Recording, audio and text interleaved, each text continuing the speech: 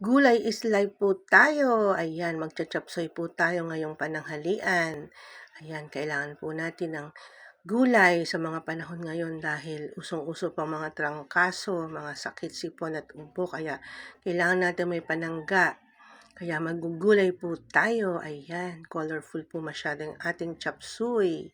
Dahil meron po siyang cauliflower, broccoli, carrots, bagu beans, at bell pepper, at sayote. Ayan, mamaya-maya po lalagay din po natin yung ating cabbage at yung ating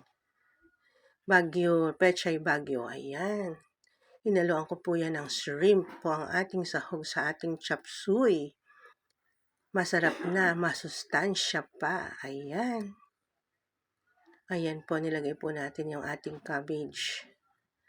Yung ating pechay bagyo. And then, mekos-mekos lang po. And then, ayan na ang ating chopsuey ready to serve. At ayan na nga po, luto ng ating chopsuey. Thank you for watching. God bless everyone. Happy lunch eating.